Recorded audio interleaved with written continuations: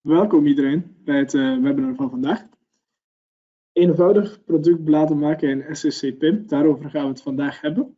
Mijn naam is Pieter Verhooyen, ik ben marketingmanager bij SCC. En samen met mijn collega Patrick Koester, ervaren PIM consultant bij SCC, ben ik uw gastheer tijdens dit webinar.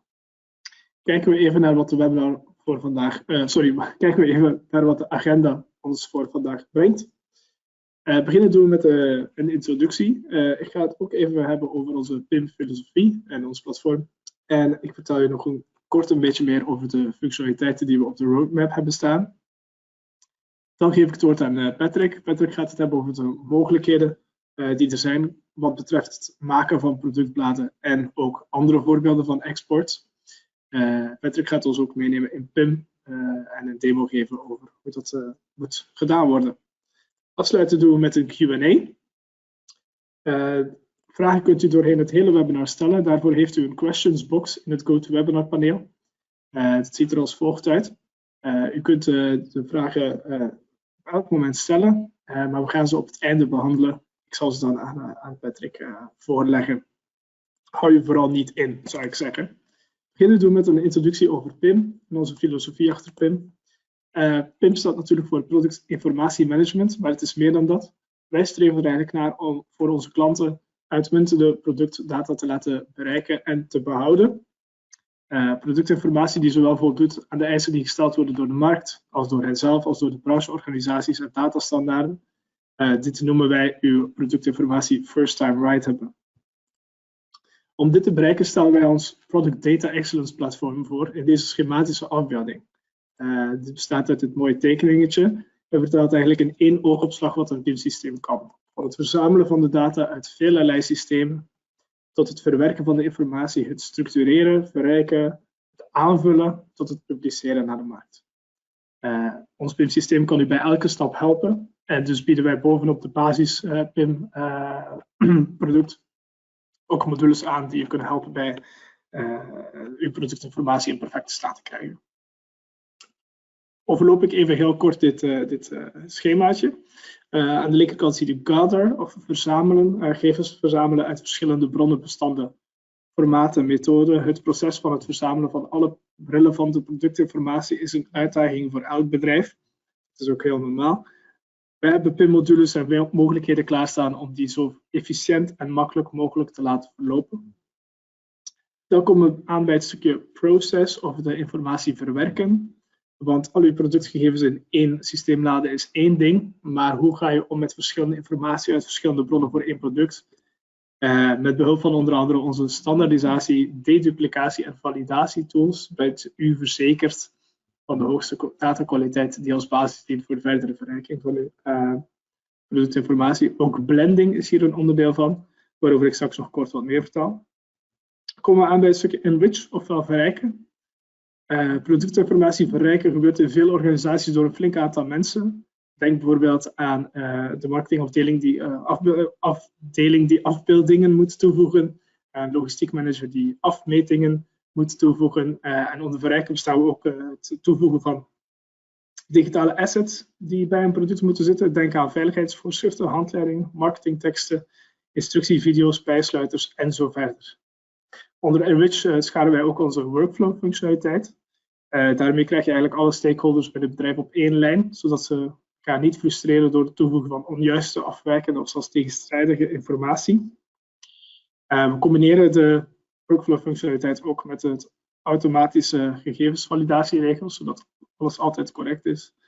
En deze combinatie zorgt er eigenlijk voor dat uw gegevens altijd van de vereiste kwaliteit zijn, om deze te kunnen versturen naar welke ontvanger dan ook.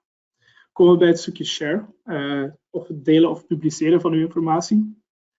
Ons PIM-platform verbindt u naadloos met al uw kanalen, inclusief datapools, e-commerce, marktplaatsen, online retailers en zo verder.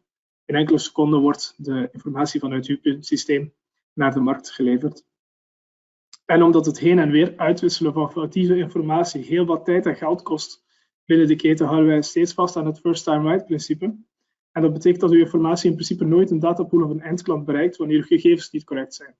En om dat te kunnen doen, moet de data natuurlijk continu gevalideerd worden. Dat ziet u door middel van het gele stippenlijntje om het schema heen. Continuous validation. In SRC PIM zijn wereldwijde datastandaarden zoals GS1 of ETIM volledig geïntegreerd. U kunt ook zelf uw eigen aanvullende validatieregels instellen om ervoor te zorgen dat uw gegevens altijd kloppen. En ook tegen de PSN Food Service regels, ADAM-standaarden, wordt gevalideerd. En op dit moment wordt ook het DAG-model, dat dus geldt voor Duitsland, Oostenrijk en Zwitserland, in onze PIM toegevoegd, zodat binnenkort ook probleemloos tegen alle validaties kan verstuurd worden naar die landen. Op dit moment kan er al verstuurd worden naar die landen, maar nog niet tegen alle geldende validaties daar. Goede datakwaliteit is natuurlijk afhankelijk van datavalidatie, zoveel is duidelijk. Nog een klein stukje over de features die we aanbieden bij onze PIM. Om te beginnen zijn er in 2021 heel wat nieuwe dingen gelanceerd, waaronder een nieuwe PIM user interface, die er veel beter uitziet dan daarvoor, als ik dat mag zeggen. Ik licht even 3 nieuwe functionaliteiten toe. De portaalfunctionaliteit, de single sign-on en blending. Ik leg ze heel kort uit, want vandaag gaan we natuurlijk voornamelijk luisteren naar Patrick, die het zal hebben over Public Sheets. En over deze nieuwe functionaliteiten gaan we binnenkort ook aparte webinars organiseren, dus daar kan ik nog veel meer over vertellen. De portaalfunctionaliteit, de naam zegt het eigenlijk zelf al. Het is een plaats waar gegevens kunnen worden ingevoerd in een portaal. Maar het is ook een plaats waar de ontvanger van de gegevens kan beheren welke gegevens erin gezet worden. Dus leveranciers kunnen artikelen maken en beheren, digitale middelen uploaden en de verstrekte gegevens valideren. En dat dus tegen de regels van hun klant die bij ons de portaalfunctionaliteit afneemt. De portaaleigenaar kan de leveranciers beheren en hun gebruikers de aangeleverde gegevens valideren, artikelen accepteren, weigeren en gegevens die werden ingevoerd synchroniseren met interne systemen of een interne catalogus. Komen aan bij Single Sign-On. Dat is simpel gezegd 1 login voor al uw systemen. Dat werkt veiliger en efficiënter voor uw PIM-gebruikers. Vergelijk het met het inloggen op uw Microsoft-omgeving en u heeft toegang tot Teams, Outlook, SharePoint en zo verder. Het is een gemak voor de gebruiker en technisch gezien is het heel erg veilig. Ik zal u de technische uitleg hierover op dit moment besparen. Blending, daar had ik het al even kort over bij het stukje verwerken. Door het instellen van business rules kan informatie vanuit verschillende bronnen geblend worden tot 1 golden record, 1 absoluut correcte versie van de informatie over 1 item in uw catalogus. Dat noemen wij dus blending tot een golden record. Het eerste halfjaar van 2022 zijn we van plan om de features in het geel op u los te laten. We beginnen met syndication. Syndication is eigenlijk de publicatie van uw productinformatie naar alle e-commerce platformen die u kent, door een makkelijke koppeling tussen PIM en die platformen. Volgens de regels en de verwachtingen van die platformen wordt dan uw informatie aan hen aangeleverd, probleemloos. Dat bespaart de PIM-gebruiker enorm veel werk en tijd. Connectie opzetten met Bol, Amazon, eBay, om er maar een paar te noemen, wordt zo echt een fluitje van een cent.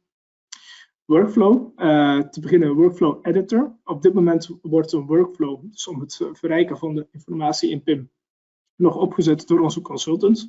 Binnenkort kunnen onze klanten dat zelf gaan doen. Dat wordt een heel mooie tool, waarover natuurlijk ook weer een webinar gaan organiseren. Dashboard, hou in de gaten hoeveel producten helemaal goed gaan, welke niet, wat moet er nog gebeuren, wie moet waar nog wat toevoegen. Dat zal dan ook in een workflow dashboard te zien zijn, bijvoorbeeld.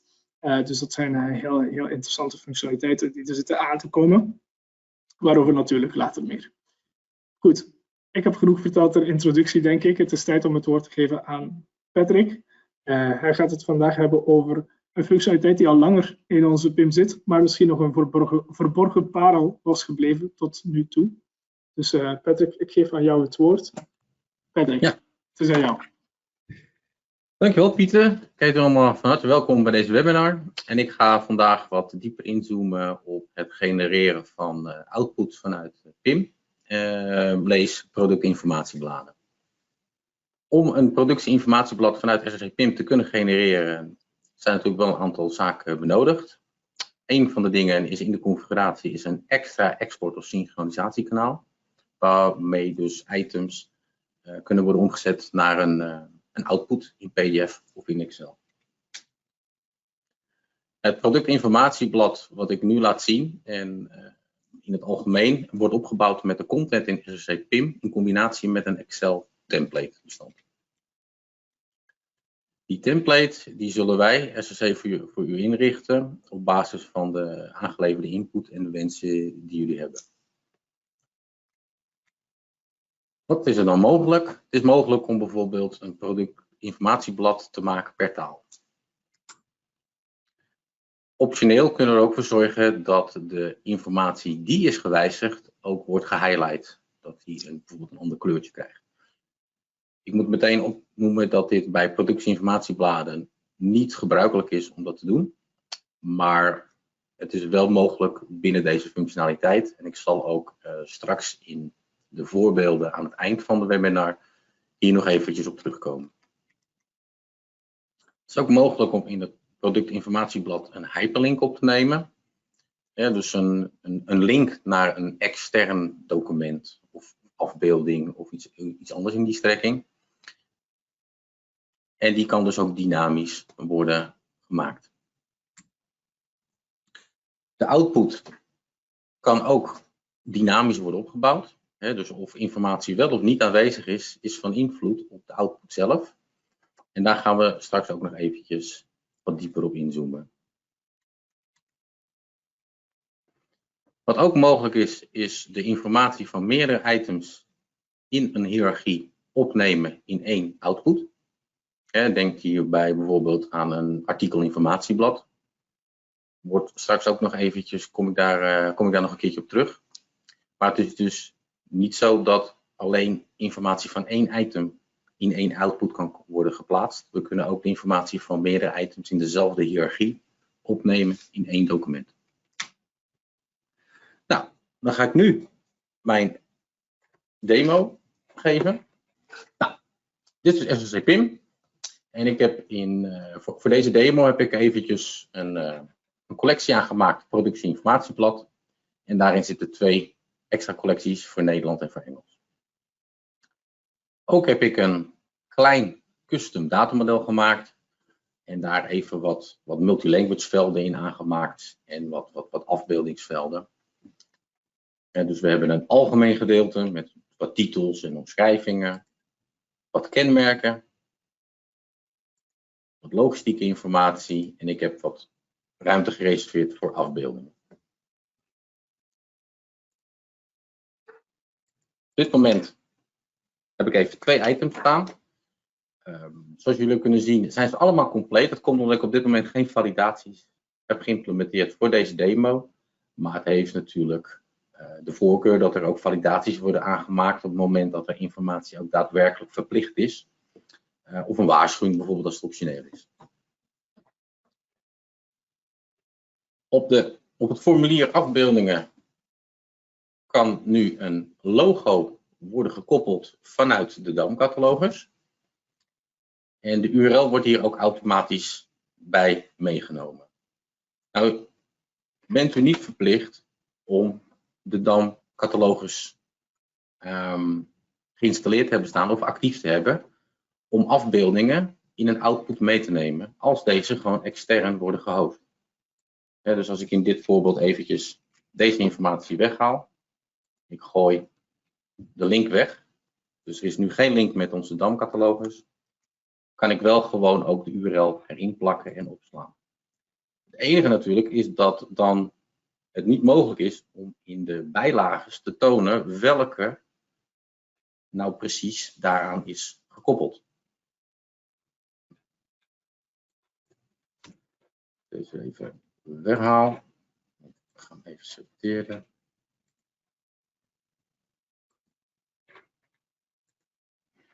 Dus het is niet noodzakelijk om onze DAM-module actief te hebben. Het heeft natuurlijk wel onze voorkeur, maar het is niet noodzakelijk om ook productbladen te voorzien van afbeeldingen. Nou, op het moment dat alle informatie die gevuld moet worden ook is ingevuld, en ik heb hiervoor gekozen om dus 2 talen op te nemen in deze demo, Nederlands en Engels, dan kan je door simpelweg te drukken op de knop synchroniseren, kunnen de outputs worden gemaakt. Op het moment dat die outputs zijn aangemaakt, worden ze nu natuurlijk alle twee gemaakt. Ik heb het synchronisatiekanaal zo ingesteld dat alleen nieuwe en gewijzigde items worden meegenomen. Op het moment dat we gaan kijken bij de taken, dan zie je hier de twee PDF's die zijn gegenereerd. Download eventjes eentje. Als u selecteert alles downloaden, dan krijgt hij automatisch een zip-file. Ik open de PDF en je ziet hier dus eigenlijk de weergave, de output op basis van de informatie die op dit moment voor dit item is opgevoerd in PIM. We hebben hier ook wat titels, wat omschrijvingen, wat kenmerken. En we zien hier ook meteen de twee plaatjes die ik getoond heb en het logo staat ook rechtsbovenin vermeld. Wat je ook kan zien is dat hieronder een hyperlink aanwezig is. Ik kan me heel goed voorstellen dat als u productbladen gaat maken, dat u die qua bestandsgrootte zo klein mogelijk wil houden. Dus dat daarvoor gekozen wordt om een kleinere resolutieafbeelding in op te nemen. Maar dat u wellicht wel de lezer de mogelijkheid wil bieden om ook de grootte te kunnen bekijken. Op deze manier is er dus in de template een stukje geïntroduceerd waar dus een hyperlink wordt gecreëerd op basis van de informatie die in PIM staat.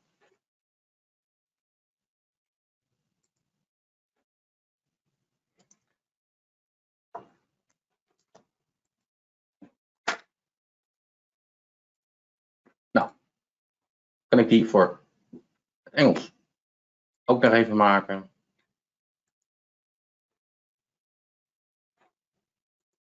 En op dat menu die downloaden. Op dit moment zag je dat er eentje was gewijzigd. Die open. Dan ziet u eigenlijk dat dat gebaseerd is op hetzelfde layout. Hetzelfde type template. Maar dat alle informatie wat nu getoond wordt is opgenomen is vanuit de Engelse entry en niet de Nederlandse. Zelfde afbeeldingen worden hier getoond. Natuurlijk heeft het product wat ik hier nu toon, SRC PIM, heeft helemaal geen consumenteneenheid of handelseenheid. Maar het is even om u een impressie te geven wat er nog meer mogelijk is om hier te tonen. Dus we kunnen ook informatie van verschillende eenheden, items kunnen we hier tonen.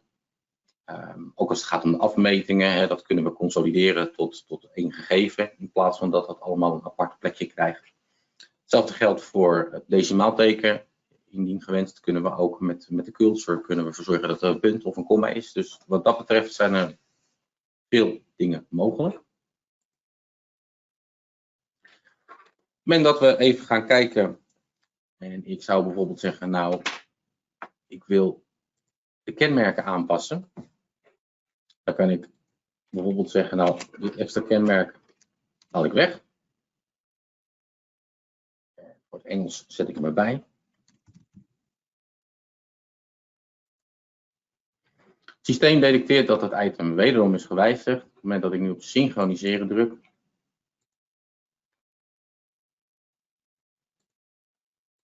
En we bekijken het productblad. Dan zien we hier dat de Engelse er extra bij is gekomen. Dat die eerst niet stond. En als we nu naar de Nederlandse gaan, die ook is gewijzigd. Doe ik hier even op synchroniseren.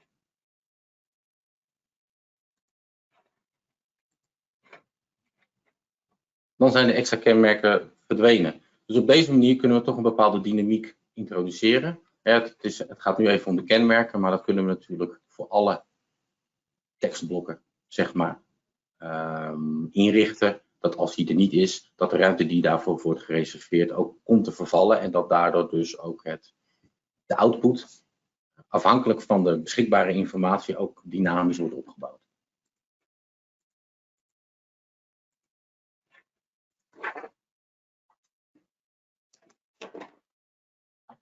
In principe is te zien dat het maken van een output, een productinformatie, wat redelijk eenvoudig is. Het is eigenlijk een opdracht die u waarschijnlijk wel bekend is, dat is het synchroniseren. De reden dat ik synchroniseren natuurlijk heb ingericht is om ervoor te zorgen dat we ook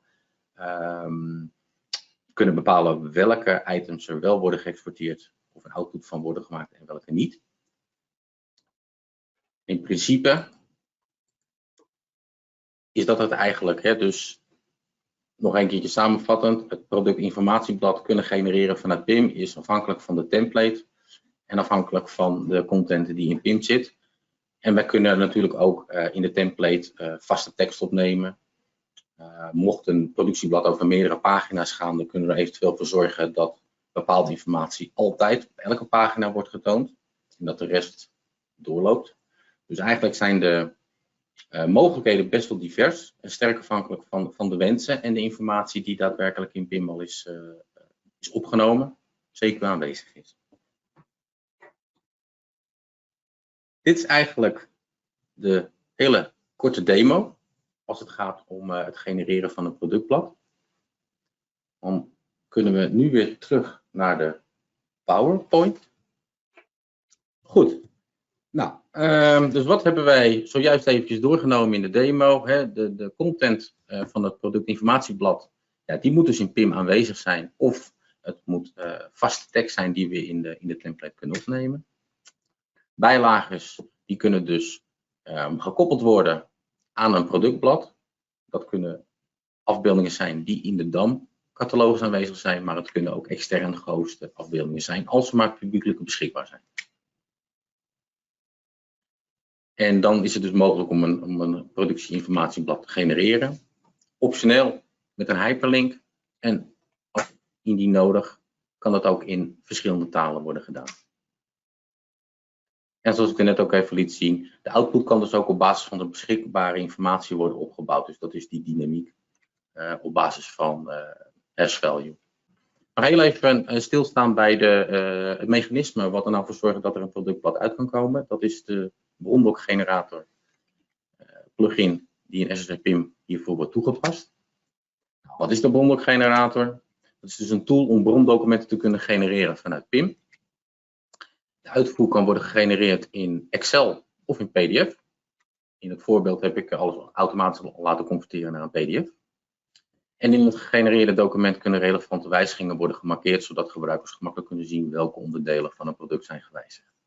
Dat heeft met name, is dat meer van toepassing voor de andere type outputs die ook met deze bronblokgenerator kunnen worden gemaakt. Zoals ik al zei, er kan dus verschillende hiërarchieën aan, inclusief displays. En het gegenereerde document kunnen we opslaan en dan eventueel transporteren via AS2 of SFTP. Of het kan direct per e-mail worden verzonden.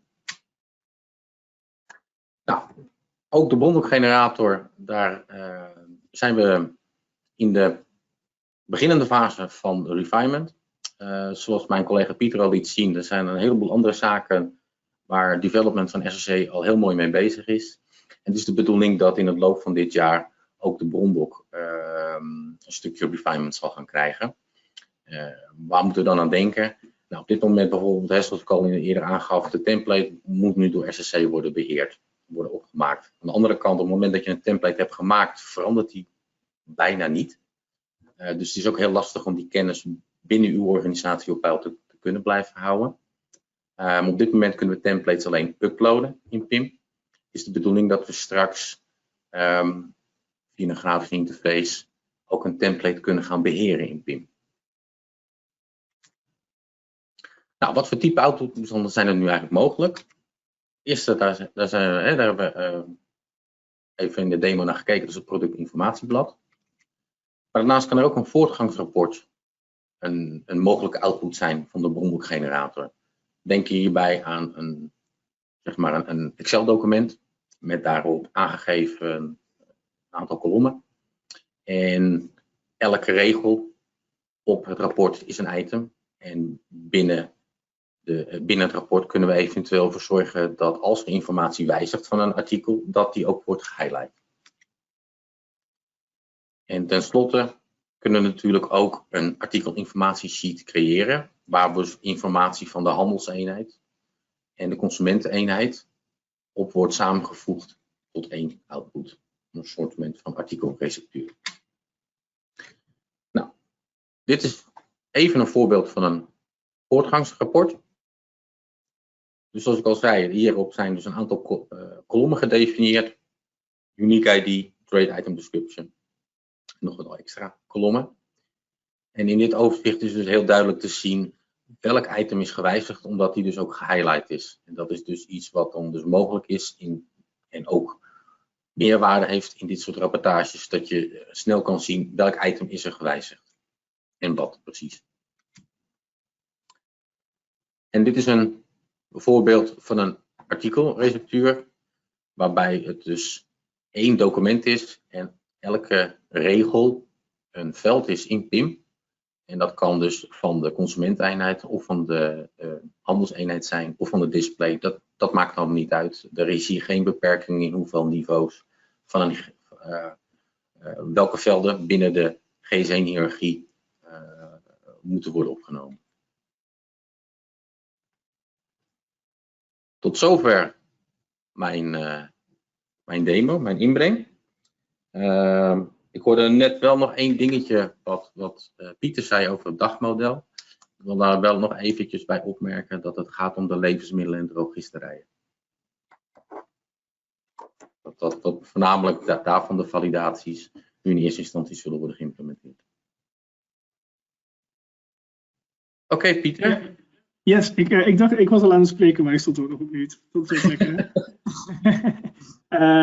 Ja, goede aanvulling, zei ik, Patrick. En nou, duidelijke demo. Ik denk heel veel informatie voor ons publiek om even te verwerken. Ik heb ook veel vragen binnengekregen in de chat, waarvoor dank.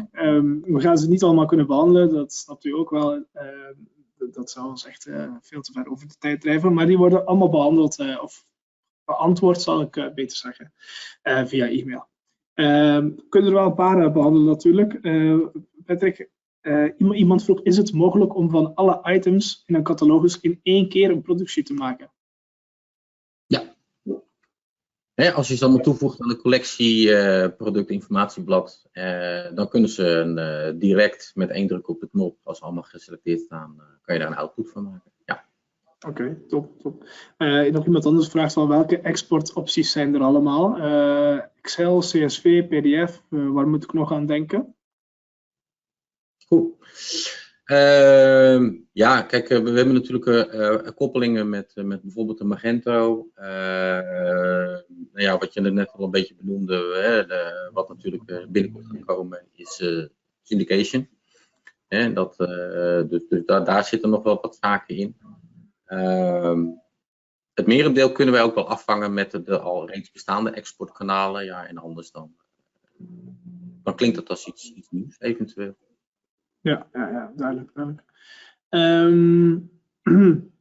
Ja, ik zit nog even door de vraag te Grasstein, hoor.